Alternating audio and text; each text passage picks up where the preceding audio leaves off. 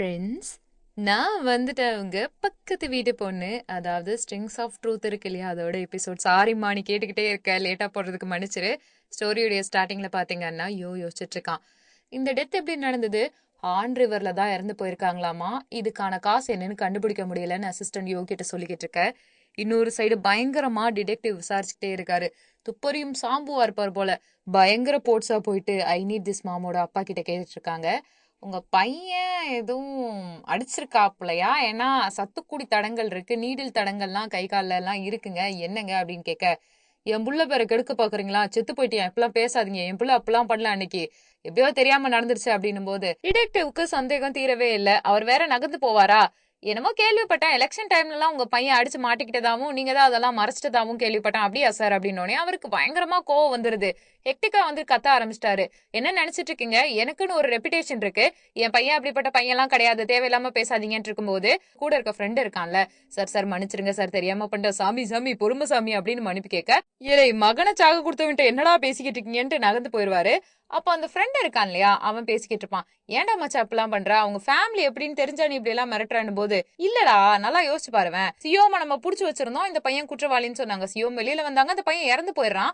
அது மட்டும் இல்லாம அவங்க போன்ல இருந்து கடைசியா போன போன் கால் இருக்குல்ல, அது இந்த பையனோடதுல இருந்து தான் வந்திருக்கு. அப்ப என்ன நடக்குதுன்னு தெரியல. சியோம் எதையோ உன்னை மறைச்சுக்கிட்டே இருக்காங்க, நம்ம அதை கண்டுபிடிக்கணும், விசாரிக்கணும்னு போது, பொறுமையா விசாரிக்கலாம்டா விடுடா அப்படின்னு ஃப்ரெண்டு சொல்லிக்கிட்டே இருக்கான். ஏதோ அந்த லேடி கிட்ட தப்பு இருக்கு அப்படின்ட்டு இவங்க பேச்சுவார்த்தை முடிய ஜெனரல் எல்லாருமே வந்து வந்து விஷ் பண்ணுவாங்க. நம்ம ஊர்ல பண்ற மாதிரி தான், அந்த திவசம் இருக்கு இல்லையா, அது மாதிரி தான் நாட்டிருக்கு. நல்லா சாமி கும்பிட்டுட்டு அங்க ஃபுட் எல்லாருக்கும் அரேஞ்ச் பண்ணுவாங்க, சாப்பிட்டே ஆகணும்ன்ற மாதிரியான ஒரு சூழல் போல. அப்போ லூனா ஃபர்ஸ்ட் சாமி கும்பிட்டுட்டு இருக்கா. அவ கும்பிட்டு முடிச்சதுக்கு அப்புறமா பாத்தீங்கன்னா சியோமோட அசிஸ்டன்ட் இருக்காங்க இல்லையா, அவங்க வந்து லூனா கிளம்பி போகும்போது அவளை கூப்பிட்டு இங்கதான் இருக்கும் அப்படின்னு சொல்ல எல்லாருமே அவளை ஒரு வாட்டி பாப்பாங்க. அப்படியே காட்டிட்டு இருக்காங்க. சியோம் வருவாங்க. சியோம் என்ன பண்ணிட்டு இருப்பாங்கன்னா அந்த பையனோட போட்டோவை பார்க்க அவங்களுக்கு ஏதோ ஒரு மாதிரி கை கால்லாம் நடுங்க ஆரம்பிக்குது. லூனா சியோவை கவனிச்ச உடனே அவங்க உள்ள கூட போல. லூனா என்ன சொல்லுவானா, என்னாச்சு உங்களுக்கு உடம்பு சரியில்லையா மேம், நீங்க நார்மலா இல்லையா, ஏன் வித்தியாசமா பிஹேவ் பண்றீங்க, எதுக்கு இங்க உடம்பு பாத்துக்காம வந்தீங்க எல்லாம் கேப்பா. அது மட்டும் இல்லாம நம்ம வேணா போலாமா அப்படின்னு அவங்களை கூப்பிட்டு போக ட்ரை பண்ணுவா. சியும் என்ன நினைச்சாங்கன்னே தெரியல. லூனா கூப்பிட்டதும் கிளம்பி போறாங்க. அவங்க மனசுல சுத்தமா தெம்பே இல்ல. ரெண்டு பேரும் வண்டியில போயிட்டு இருக்காங்க. மீதி சிஓ ப்ரொஃபசர் மீதி எல்லாருமே இருக்காங்க. அவங்க 3 பேரை பார்த்து குவிட் பண்ணிருப்பாங்க, அதாவது இந்த ஜாபை விட்டு போறதா சொல்லிட்டு மீதி கொலீக்ஸ் எல்லாம் இருப்பாங்க இல்லையா, அவங்க கிளம்பி இருப்பாங்க. அந்த நபர்கள் எல்லாருமே அவங்கள பார்த்துட்டும் பார்க்காத மாதிரி போறாங்க. இதை பார்த்தோன்னே அவங்க 3 பேரும் பேசிக்குவாங்க, எதுக்கு இவங்க இப்படி எல்லாம் ரியாக்ட் பண்ணிட்டு இருக்காங்க அப்படின்னு சொல்லிட்டு. அதுக்கு ஒரே ஒரு விஷயம் தான், அவங்க குவிட் பண்ணிட்டாங்கல்ல, அதான் கில்ட்டா ஃபீல் பண்றாங்கன்னு பேசிக்கிட்டு இருப்பாங்க. சிஓ சொல்லுவாரு, நானும் குவிட் பண்ணலான்னு தான் நினைக்கிறேன். ஏன்னா இந்த ட்ரக் கேண்டில் இருக்கு இல்லையா, அதனால நிறைய பிரச்சனைகள் வந்துருச்சு. சியும் மாறுற மாதிரி தெரியல, இப்படியே இருந்தா இது ரொம்ப நாளுக்கு நீடிக்கும்னு எனக்கு தோணல அப்படின்ற மாதிரி பேசிட்டு அவர் அப்படியே நடந்து போறாரு. பின்னாடி ப்ரொஃபசர் ஃபாலோ பண்ணிக்கிட்டே இருக்காரு. இதுல கிம் ஒரு லாயரை பார்த்து இந்த டைவர்ஸ் கேஸ் சம்பந்தமா வாதாடுறதுக்கு பேசிக்கிட்டு இருப்பாரு. ஆமா, ஒருவேளை ஒருத்தருக்கு பிடிச்சிருக்கு இன்னொருத்தர் வேணும் வேணான்னு நினைக்கிறாங்கன்னா என்ன நடக்கும் அப்படின்னு கேட்ட உடனே லாயர் சொல்லுவாங்க, கேசஸ பொறுத்து ஆட்களை பொறுத்து அது மாறும், ரொம்ப நாள் இழுக்கிறதுக்கும் வாய்ப்பு இருக்கு. ஒரேடியா இழுக்காம போகணும்னா என்ன பண்ணணும்னா 2 பேருமே மியூச்சுவலா பிரிஞ்சிடணும், வேலை முடிஞ்சிடும் அப்படின்ட்டு இருக்காங்க. உங்க ஒய்ஃப் ஒருவேளை ஜீவன் அம்சம் அதிகமா கேக்குறாங்களான்னு லாயர் கேட்பாரு. அவ பெரிய செட்டிலான ஆளுதான், ஒன்னும் பிரச்சனை இல்லை அப்படின்னு போது, நம்ம ஸ்பௌஸ் இறந்து போயிட்டாங்கன்னா ஒருவேளை கேஸ் சீக்கிரமா முடிஞ்சிருமான்னு கேட்க, என்ன நீங்க கேக்குறீங்கன்ற மாதிரி லாயர் ஒரு ரியாக்ஷன் கொடுப்பாரா, இல்ல சும்மா கேட்டேன் கேஸ் முடியணும் இல்லையான்ட்டுன்னு. அவர் அப்படியே ஸ்டைல கிம் என்ன பண்ணுவார்னா காஃபி எடுத்து குடிச்சிட்டே வில்லத்தனமா ஒரு பார்வை பாப்பாரு. இவர் வேற. லூனா சியோமா வீட்டுக்கு கூட்டு வரா. ரொம்ப வீக்கா இருப்பாங்க போல, லைட்டா ஃபீவர் இருக்க மாதிரி தெரியுது. அவங்களே டயர்டா இருக்கனால போர்வையை போத்திக்கிட்டு இருக்காங்க. நான் உங்களை செக் பண்ணி பாக்குறேன், நிம்மதியா தூங்குங்கன்னு சொல்லிட்டு அவ என்ன பண்றானா செக் பண்ணி பாக்குறா. டெம்பரேச்சர் கூட இருக்கு, ஸ்டார்டிங்ல இருந்த டெம்பரேச்சரை விட அதிகமா வேற இருக்கு. இப்படியே போயிட்டு இருந்தா சரி வராதுன்னு சொல்லிட்டு வெட் பாத் கொடுப்பாங்க இல்லையா, வெட் பாத் கொடுத்துட்டு இருக்கா. அப்படி அவ கொடுத்துக்கிட்டே இருக்கும்போது திடீர்னு போன் ரிங் ஆகுற சவுண்ட் கேக்குது. பார்த்தா யோ தான் கால் பண்ணிக்கிட்டே இருக்காரு. லூனா போனை கட் பண்ணி விட்டுருவா. கட் பண்ணிட்டு போன் அந்த இடத்துல வச்சுட்டு அவங்கள பாத்துக்கிட்டே இருக்க, இங்க நோ ஆன்சர், அப்புறமா கால் பண்ணுங்கன்ற மாதிரி வருது. யோசியோம் அப்பார்ட்மெண்ட்டுக்கு வெளியில நின்று தான் பாத்துட்டு இருக்காரு. நெக்ஸ்ட் டே ஒரு பெரிய பஞ்சாயத்து. என்னன்னு பாத்தீங்கன்னா டீம் மெம்பர்ஸ் எல்லாருமே இந்த ஆர்கெஸ்ட்ராவை க்ளோஸ் பண்ணிட சொல்லி பேசிக்கிட்டு இருக்காங்க. ட்ரக் ஆர்கெஸ்ட்ராவோட சேர்ந்து கெட்டு போகாதுன்னும் போது கடுப்பாகுது பயங்கரமா. யோக்கு நான் எல்லா ரெஸ்பான்சிபிலிட்டி ஏத்துக்கிறேன், எதுவும் சொல்லாதீங்கன்னு போர்ட் மெம்பர் எல்லாரையும் ஒரு காட்டு காட்டிட்டு யோ அந்த இடத்த விட்டு வந்துடுறாரு. சியோமும் தூங்கி எந்திரிச்சிட்டாங்க. அவங்க பக்கத்துல டவல் இருக்கு, அதை எடுத்து வச்சுட்டு ரெடி ஆயிடுறாங்க வெளியில எங்கேயோ கிளம்புறதுக்காக. கிளம்புற நேரத்துலதான் ஞாபகம் வருது லூனா அங்க இருந்தாலன்ட்டுன்னு. அவளுக்கு போர்வையை போத்தி விட்டுட்டு கிளம்பி போயிடுறாங்க அபார்ட்மெண்ட்டை விட்டு. அவ அழகா தூங்கிட்டு இருக்கா. எங்க போயிருக்காங்கன்னா அவங்களுக்கு ட்ரீட்மெண்ட் பாக்குற டாக்டரை தான் பார்த்து போயிருக்காங்க. ஏன்னா அவங்க அம்மாவுக்கு பார்த்தவங்களும் தான். டாக்டர் கிட்ட சொல்றாங்க, ஒருவேளை இந்த நோயோட அறிகுறியா தூக்கத்துல நடக்கிற வியாதி இருக்குமா, ஏன்னா அன்னைக்கு ராத்திரி என்ன நடந்துச்சுன்னே எனக்கு தெரியல, நான் தூக்கத்துல நடந்து எங்கேயாவது போயிருப்பேனா அப்படின்னு கேக்குறாங்க. அப்பதான் அந்த டாக்டர் சொல்லுவாங்க, நீங்களே சொல்றீங்க அன்னைக்கு ரொம்ப சரக்கு அடிச்சிருந்தேன் அப்படின்னு சொல்லிட்டு. அன்கான்ஷியஸா நீங்க மயங்கி இருக்கலாம், அதனால ஏதாவது மறந்திருக்கலாம், வேற ஏதாவது நடந்திருக்கலாம். நீங்க கவலையே படாதீங்க மேம் அப்படின்னோனே, சரி ஓகே மேம் நான் கிளம்புறேன்னுவாங்க. மேம் எனக்காக ஒரு முறை மட்டும் ஏதாவது டெஸ்ட் எடுத்துட்டு போறீங்களான்னா, இல்ல இருக்கட்டும்னு கிளம்பி போயிருவாங்க. டாக்டருக்கு என்ன சொல்றதுன்னே தெரியல. சிஎம்மும் அப்படியே கிளம்பி போவாங்க. அப்படியே கொஞ்ச நேரம் ஸ்டன் ஆயிட்டு நின்னுட்டு பார்த்துட்டே இருக்காங்க. அவங்க மனசுக்குள்ள ஏதோ பயம் வந்துருச்சோ என்னமோ, உள்ள போயிட்டு பிளட் டெஸ்ட் எடுத்துட்டு இருக்காங்க. டாக்டருக்கு புரிய வருது இவங்க டென்ஸ்டா இருக்காங்கன்னு. அதனாலவே சொல்லுவாங்க, 1 மந்த்ல ரிசல்ட் வந்துரும். நீங்க கவலைப்படாதீங்க. மேம் ஒரே ஒரு விஷயம் என்னன்னா, நைட்டுக்குள்ளலாம் எந்த அறிகுறியும் தெரிய போறதில்ல. ஸ்ட்ரெஸ் ஆகாம ஃப்ரீயா இருங்க அப்படின்னு சொன்ன உடனே கிளம்பி வந்துடுறாங்க. லூனா வீட்ல பாத்தீங்கன்னா, சியோம்னு தேடிக்கிட்டே இருக்கா. ரொம்ப நேரமா கத்திக்கிட்டு வேற இருப்பா. காணவே காணோமேன்ட்டு ஃபோன் எடுத்து பார்த்தா, ஃபோன் கால் அடிச்சாலுமே ஒரு ஹேண்ட்பேக்குள்ள வச்சுட்டு தான் போயிருக்காங்க. எங்க போயிருப்பாங்கன்னு ஒண்ணும் வேற புரியல. லூனா ரொம்ப பதட்டப்பட்டுட்டு யோவுக்கே கால் பண்ணி சொல்றான். அவனுக்கு ஏற்கனவே மீட்டிங்க்கு 30 நிமிஷம் இருக்கு. டிரைவர் கிட்ட கூட கேட்டிருப்பான். நம்ம போயிருவோம்லன்னோனே, கண்டிப்பா போயிருவோம் சார் அப்படின்னு பேசிக்கிட்டு இருக்கும்போது லூனா கால அட்டன் பண்ணி பார்த்தா தான் தெரிய வருது இந்த பஞ்சாயத்துன்ட்டு. சிஎம் மேம காணோம் அப்படின்னு அவ சொன்ன உடனே, எல்லா மீட்டிங்கையும் கேன்சல் பண்ணி எனக்கு வேலை இருக்குன்னு சொல்லிட்டு சிஎம்முடைய அப்பார்ட்மெண்ட்டுக்கு போயிட்டு உட்காந்துருவான். அங்க போனா சிஐடி ஆபீசரு. சிஎம் என்ன பண்றாங்கன்னு வேவு பார்க்க வர, அம்மா நீங்க என்ன பண்ணிட்டு இருக்கீங்க அப்படின்னு புடிச்சு பயங்கரமா கத்தி விட்டுருவான். நீங்க என்ன நினைச்சிட்டு இருக்கீங்க? இன்னசென்ட் பீப்புள புடிச்சு ஜெயில போட வேண்டியது. அதுக்கப்புறம் அவங்கள டார்ச்சர் பண்ணிட்டு ஏதாவது டிஸ்டர்ப் பண்ணிக்கிட்டே இருக்கணும்னு நினைக்கிறீங்களா?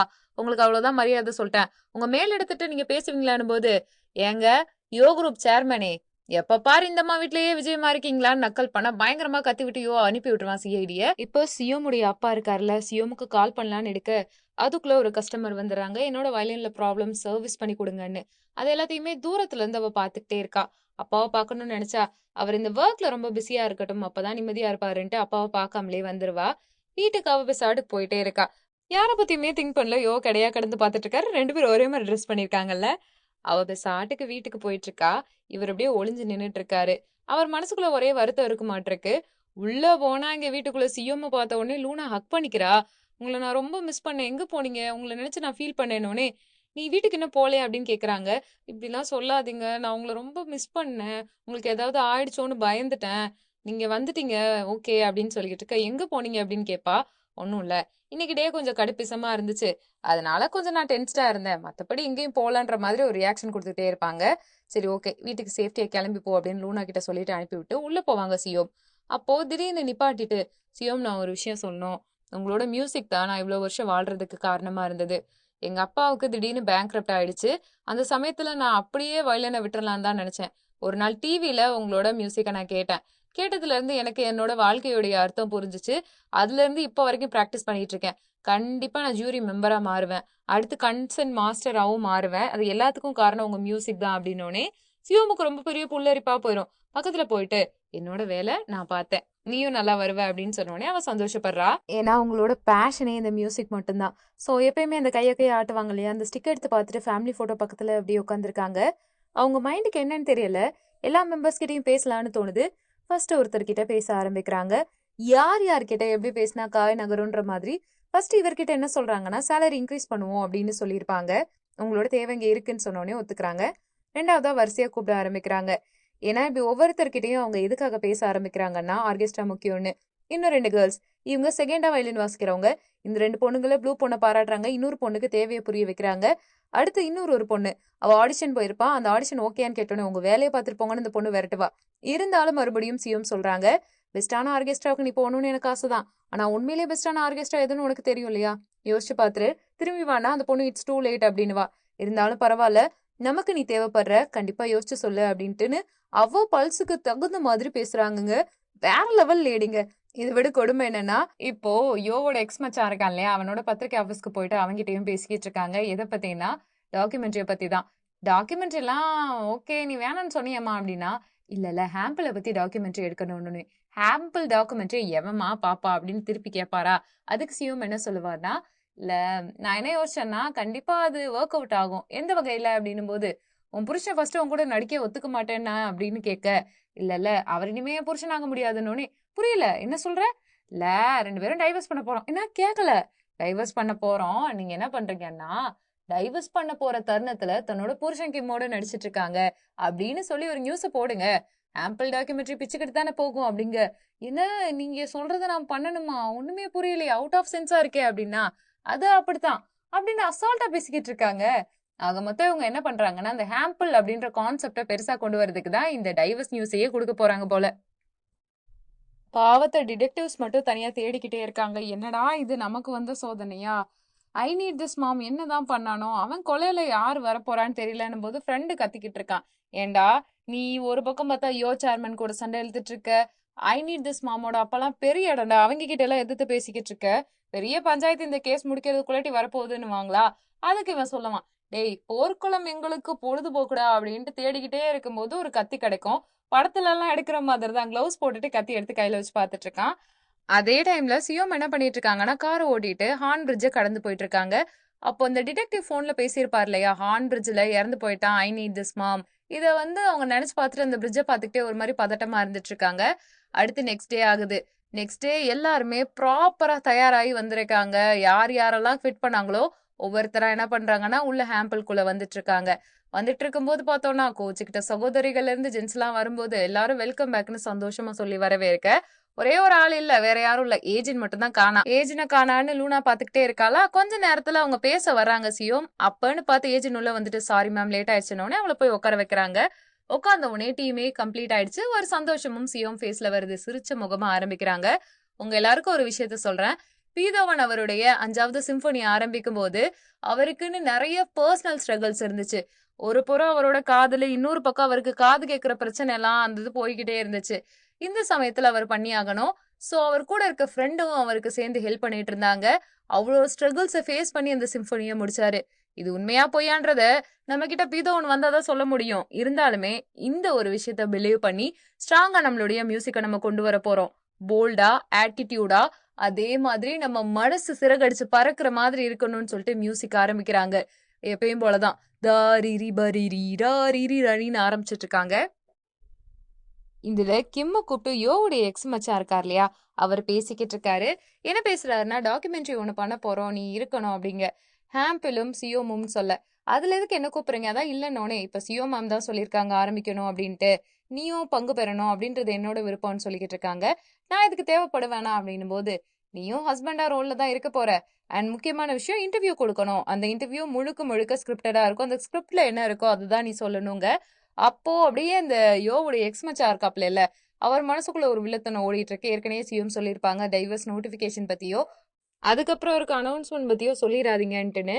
அதை நினைச்சிட்டே இருக்கும்போது ஏற்கனவே கிம் சிரிச்சிட்டு இருக்காரு, என்னை வச்சு ஏதோ பண்றீங்கடா, ஏதோ நடக்குதுடா அப்படின்ற மாதிரி. அப்பன்னு யோவுடைய எக்ஸ் ஒய்ஃப் என்ட்ரி. அந்த பொண்ணு வந்த உடனே நீ எங்க இங்கன்ற மாதிரி ரியாக்ஷன் கொடுத்துட்டு இருக்காங்க. டாக்குமெண்ட்ரி இவர் பண்ண போறாரானோனே, டாக்குமெண்ட்ரி என்னோட ஐடியா, என்னோட காப்பி பண்ணிட்டியாடான்னு சண்டை போட்டுக்கிட்டே இருக்காங்க. இல்ல இல்ல, அது மட்டும் இல்லாம என்ன டாக்குமெண்ட்ரில இருந்து அப்ப தூக்கிடுவியான்னு கேட்பாங்களா. கேட்ட உடனே ஆமா அதை பத்தி பேசாதனோடனே சிரிப்பு தாங்க முடியல கிம்முக்கு. பயங்கரமா வீச்சு வீச்சுன்னு கத்திக்கிட்டே இருக்கா. நீ முதல்ல இந்த இடத்த விட்டு போ, டாக்குமெண்ட்ரியில நான் இருப்பேன் அவ திருப்பி திருப்பி சொல்ல, நீ இந்த இடத்துலயே இல்லன்னு அவளை வேற துரத்தி விட்டுட்டு இருக்காங்க. அப்புறமா இதெல்லாம் பார்த்துட்டு மன திருப்தியா என்ன பண்றேன்னா, கிம் அந்த சீட்டை எடுத்துக்கிட்டே கிளம்புறாரு கார் எடுத்துட்டு. அதே மாதிரி இந்த விஷயம் சிஇஓக்கும் போயிருது. சிஇஓக்கு போனதுக்கு அப்புறமா இது எவ்வளவு பெரிய ப்ரௌடான மூமெண்ட், ஹாம்பிள் ஃபுல்லா கவர் ஆக போகுது, பெரிய பேர் நமக்கு கிடைக்க போகுதுன்னு சிஇஓ சந்தோஷமா இருக்க.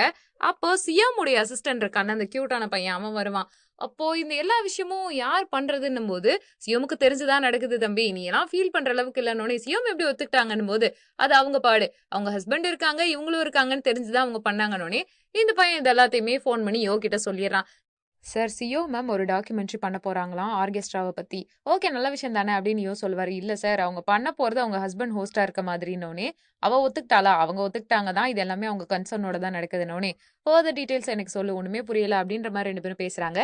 பேசிட்டு ரகசியம்ட்டு இவன் வெளியில வரும்போது லூனா இருக்கா. ஆக்சுவலா வெளியில லூனா நின்னுட்டு இருப்பா. அவளை பார்த்த உடனே உள்ள இருந்து வெளியில வரத சமாளிக்கிறதுக்காக ரூம் கிளீனா இருக்கான்னு பார்த்தேன். கிளீனிங் ரொம்ப முக்கியம் இல்லையா, ஹைஜீன் முக்கியம் இல்லையான்னு உளறிக்கிட்டு இருப்பான். லூனா எதுவுமே சம்மந்தம் இல்லாம சரிங்க சரிங்கன்னு கேட்டுட்டு இருப்பா. ஏங்க நீங்க இன்னும் சாப்பிடலையான்னு அந்த பையன் லூனாவை பார்த்து கேட்க, இல்ல சாப்பிடல அப்படின்னுவாளா. உடனே எங்க சாப்பிடுற டைம்க்கு சரியா சாப்பிடணும் அப்படின்னு பயங்கரமா கன்சர்னா பேச, நீங்க சாப்பிட்டீங்களா, நம்ம 2 பேரும் சேர்ந்து சாப்பிடலானோனே, அடிச்சதுடா ஜாக் போட்டு சின்ராசுக்குன்ற மாதிரி அவனுக்கு சந்தோஷம் தாங்க முடியல. ஏற்கனவே லூனா மேல அவனுக்கு ஒரு கண்ணு, சந்தோஷத்தின் உச்சத்துல இருக்கான். அவங்க 2 பேரும் சாப்பிட போயிருவாங்க. சியோம் வீட்ல தனியா இருப்பாங்க. அப்ப யாரோ காலிங் பெல் அடிக்கிற மாதிரி கேக்குது. வெளியில போய் பார்த்தா யோ நின்னுட்டு இருக்காரு. அவர் இன்னொன்னே உள்ள வான்னு கூப்பிட மாட்டியா, நான் உங்ககிட்ட பேசணும்னே கண்டுக்காத மாதிரி உள்ள போயிட்டு அவங்க பெசாடுக்கு சேர்ல உட்காந்துக்கிறாங்க. இவரும் அப்படியே பேந்த பேந்த பாத்துக்கிட்டே இருக்காரு. என்ன விஷயம், நீ ஏன் டாக்குமெண்ட்ரிக்கு ஒத்துக்கிட்டேன்னும் போது, அது தேவைப்படுது ஆர்கெஸ்ட்ராவுக்கு, பொல்லாதவன் ஆர்கெஸ்ட்ரா, உன்னை பத்தி நீ யோசிக்கவே மாட்டியா, ஏன் இப்படி இருக்க அப்படின்னு சண்டை போடுவாரா. அது உனக்கு தேவையில்ல, ஆர்கெஸ்ட்ரால இதெல்லாம் பண்ணணும்னு இருக்கு, பண்றோம், வேற வழி இல்ல, நடிக்கிறாரு கிம், அதனால நடிக்கிறோன்ற மாதிரி அவங்க பேசுவாங்க. நீ ஏன் இதெல்லாம் கேக்குற அப்படின்னு சிஎம் கடுப்பா ஒரு கொஸ்டின் கேட்பாங்க. ஆமா, நான் ஏன் இதை கேட்கிறேன், தெரியவே தெரியாது மேடம்க்கு நான் ஏன் இதெல்லாம் கேட்கிறேன், எனக்கு ஏன் கவலை இருக்கு, ஏன் நான் வந்து உங்க பின்னாடி சுத்துறேன், உங்களுக்காக ஏன் எல்லாம் பண்றேன்னு தெரியவே தெரியாது அப்படின்னு கோவப்பட்டு ஃபீல் பண்ற மாதிரி இருக்கு. பாவமா இருக்கு யோவோட நிலைமைய பார்த்தா. ஏன் விடுங்க, இத பத்தி பேசாதீங்க, எனக்கு ஒரு மாதிரி இருக்குன்ற மாதிரி சிஎம் வேற லுக்கு கொடுத்துட்டே இருக்காங்க. இப்படி நீ பண்ணாத, உனக்கு இதுல ப்ராப்ளம் ஆகுதுன்னா நீ ஏன் ஹர்ட் ஆகிக்க பாக்குறேன்னு போது, அது ஏன் கவலை, அப்பாவாக ட்ரை பண்ணாதீங்க, எனக்கு அப்பா ஏற்கனவே இருக்காருன்னு போது ஏன் இப்படியே பேசுறேன்னு மாத்தி மாத்தி ஆர்கியூ பண்ணிக்கிட்டே இருக்காங்க. யோக்கு என்னதானாலும் மனசே கேட்கலங்க. திருப்பியும் ஆரம்பிக்கிறாரு. இங்க பாரு, நீ ஏன் இவ்ளோ ப்ரையாரிட்டி ஹாம்பிளுக்கு கொடுக்குற, நீ இந்த ஆர்கெஸ்ட்ரால இல்லன்னா இது வெறும் மண்ணுதான், மறந்துட்டியா, இதை விட்டு நீ போயிட்டனா என்ன ஆகும் அப்படின்னு போது, போக போறதா கரெக்ட் தான் நீ சொல்றது, ஆனா ஒரு விஷயம் இருக்கே, இந்த ஒரு ஹாம்பிள் வந்து என்னோட கடைசியா இருந்தா என்ன ஆகும் அப்படின்ட்டு சிரிச்சுக்கிட்டே சொல்லுவாங்க. அவராலையும் தாங்கிக்க முடியாது, ரொம்பவுமே சியோமும் ஃபீல் பண்ணிக்கிட்டே இருக்க. ஒரு பாஸ் அப்படியே விடுற மாதிரி இருக்கு. தனியா சியோம் சரக்கடிச்சிட்டு இருக்காங்க. இன்னொரு சைடு பாத்தீங்கன்னா ஒரு பெரிய பாருக்கு நடுவுல உட்காந்துட்டு ஃபீல் பண்ணிக்கிட்டு இருக்காரு அவங்க சொன்ன அந்த வார்த்தை. இது என்னோட லாஸ்ட் ஹாம்பிளா கூட இருக்கலாம்லன்னு சிரிச்சுக்கிட்டே சொன்னால சியோம் அப்படின்னு ஃபீல் பண்ணிக்கிட்டு இருக்காங்க. பாவமா இருக்குங்க இந்த கப்பல நினைச்சா.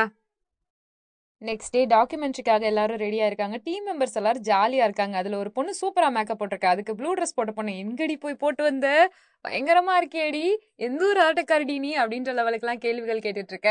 பக்கத்துல இருக்க ஒரு வாய வச்சுட்டு சும்மா இல்லாம, எனக்கு ஒரு பெரிய வித்தியாசமும் தெரியல, இதெல்லாம் வேஸ்ட் ஆஃப் மணி அப்படின்றாரு. மேக்கப் போட்டு அந்த பிள்ளைக்குன்னா மூஞ்சியே சுருங்கி போயிருது. தாய்க்குளமே பொங்காதீங்க, நீங்க இயற்கையாவே அழகா இருக்கீங்கன்னு சொல்லிட்டு கலாச்சதை சமாளிக்க ட்ரை பண்ணிட்டு இருக்காரு. ஆனா பாவங்க மூஞ்சி சுட்டி போயிருச்சு அந்த மேக்கப் போட்ட பொண்ணுக்கு. அப்ப ஏஜினுடைய என்ட்ரி. அவ இப்ப ட்ரெஸ்ஸிங் எல்லாம் மாத்திட்டா, தொப்ப தெரியக்கூடாதுன்றதுக்காக பெல்ட் போட்டு ஹீல்ஸ் எல்லாம் போடாம முழுக்க ஸ்டைல மாத்திட்டு வரவும், என்னாச்சு நீ வெயிட் போட்ட மாதிரி இருக்கன்னோனே, இல்ல கொஞ்சம் நான் வெயிட் போட்டேன்னு மட்டும் சொல்றா. அப்ப கேட்பாங்க, உன்னோட ஹீல்ஸ் எங்க அப்படின்ட்டு இருக்கும் போதே கிம்மோட என்ட்ரி. கிம் வந்துறாரு. வந்த உடனே எல்லாரும் எப்படி இருக்கீங்க, எந்த ஒரு கில்ட்டுமே இல்லாம பாத்துட்டு இருக்கும் போது, ஏஜ்னும் அப்பதான் ஃபர்ஸ்ட் டைம் பாக்குறா போல ரொம்ப நாளுக்கு அப்புறமா. என்ன சார் பார்த்து ரொம்ப நாள் ஆச்சு அப்படின்னு கேட்க, ஆமா பார்த்து ரொம்ப நாள் ஆச்சுன்னோடனே அவங்க வயித்த வேற அவர் பாத்துக்கிட்டே இருக்காரு.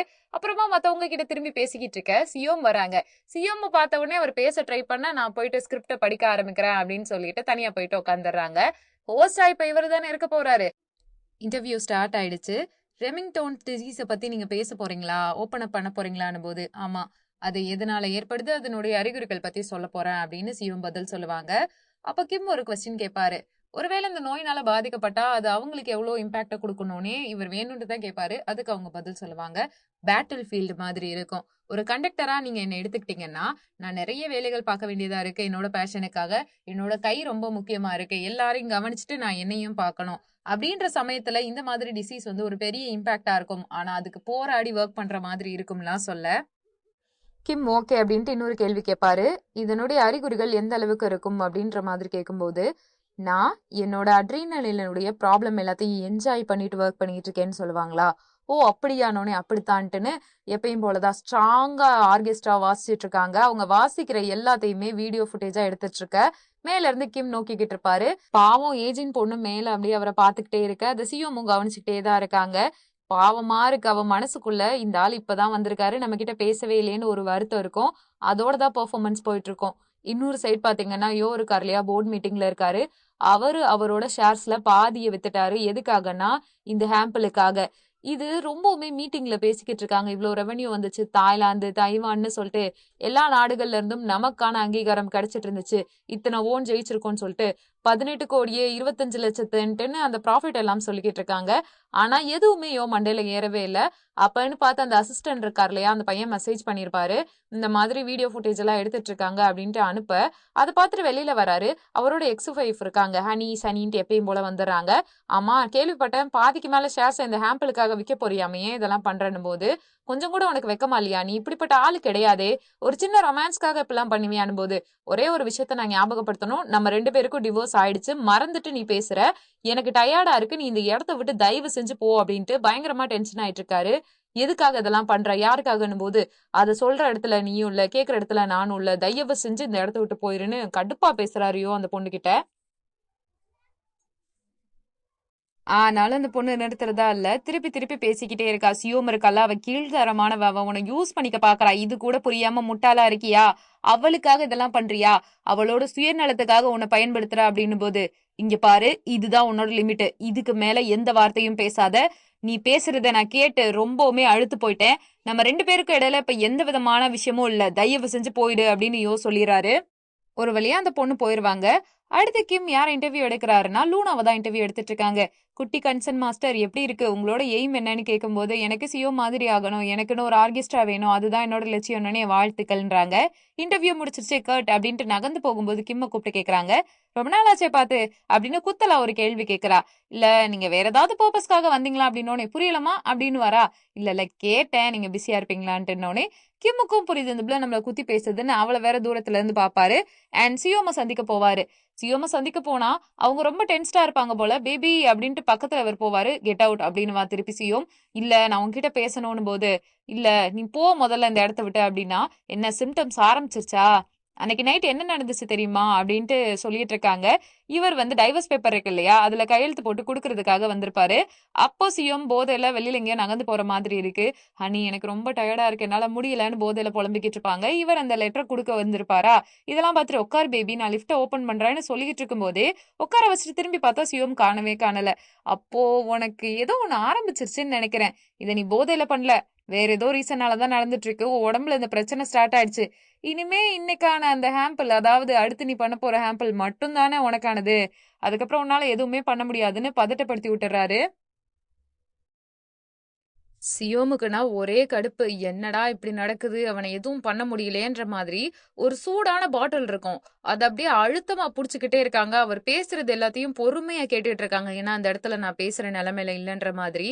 அதுக்கப்புறம் சிசிடிவி ஃபுட்டேஜ் செக் பண்றதை காட்டுறாங்க. இந்த சிஐடி ஆபீசர் இருக்காரு இல்லையா, செக் பண்ணிட்டு இருக்காரு. அதுல முக்கியமான விஷயம் என்னன்னா, அங்க போய் அவங்க பார்த்ததுல அந்த கத்தியில இருந்த ரத்தம் பி பிளட் குரூப் ஒரு லேடியோட ரத்தம்னு தெரிய வருது.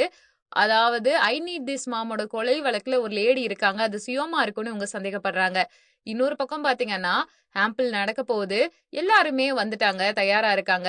ஆனா சியோமால மட்டும் அந்த இடத்துக்கு போகவே முடியல. பீப்புள் எல்லாருமே கூட்டமா இருந்தாலுமே சியோம் மனசுல ஏதோ ஒரு பதட்டம் இருந்துகிட்டே இருக்கு. மேம் கிளம்பி போங்கன்னு சொல்லிட்டு வீடியோ எடுக்கிறவரும் சைகை காட்டிக்கிட்டு தான் இருக்காங்க. பட் சியோமால போகவே முடியல. பயங்கரமா என்ன பண்ணிட்டு இருக்காங்கன்னா, டென்ஷனா அப்படியே வாசிக்க ஆரம்பிக்கிறாங்க மத்தவங்க எல்லாம். இவங்களுடைய வருகையை பார்த்து எல்லாருமே என்ஜாய் பண்ணிட்டு இருக்காங்க. ஆனா இவங்க மனசுல மட்டும் நிறைய பதட்டம் இருந்துட்டே இருக்கு. அதாவது கிம் பேசினது அவங்க அம்மா பக்கத்துல வர மாதிரி இருக்கு. இன்னொரு பக்கம் பாத்தீங்கன்னா ஐ நீட் திஸ் மாம் இருக்கான் இல்லையா, அவன் பக்கத்துல வர மாதிரி இருக்கு. ஏஜென்ட் பக்கத்துல வர மாதிரி இருக்கு. எல்லாரும் அவங்கள டிஸ்டர்ப் பண்ற மாதிரி இவங்க மனசுக்குள்ளேயே ஒரு இல்யூஷன் தோண்டிக்கிட்டே இருக்கு. இந்த இல்யூஷனால என்ன ப்ராப்ளம் நடக்குதுன்னா, அவங்களால ப்ராப்பரா பெர்ஃபார்ம் பண்ணவே முடியல. கை கால்லாம் நடுங்க ஆரம்பிக்குது. பதட்டத்திலேயே இருந்துட்டு இருக்காங்க, ஏதாவது நடந்துருமா, நமக்கு ஒருவேளை இந்த நோய் இருக்குமான்ட்டு அந்த இடத்துலயே அவங்க மயங்கி விழுகிறாங்க. அவங்கள தூக்கிட்டு போற மாதிரி இருக்கு. அப்படியே கான்சர்ட் கேன்சல் ஆன மாதிரி போயிடுச்சு. என்னடா இது அப்படின்ற மாதிரி தான் இருக்கு. இதுக்கு அடுத்து என்ன நடக்க போகுது, கான்சர்ட் கேன்சல் ஆயிடுச்சா, யாரு கொலை பண்ணுது, கிம்மா யோவா இவங்க லைஃப்ல இருக்க போறதுன்னு எல்லாத்தையும் நெக்ஸ்ட் எபிசோட்ல தெரிஞ்சுக்கலாம். நம்ம சேனல் லைக் பண்ணுங்க, ஷேர் பண்ணுங்க, சப்ஸ்கிரைப் பண்ணுங்க. தேங்க்யூ.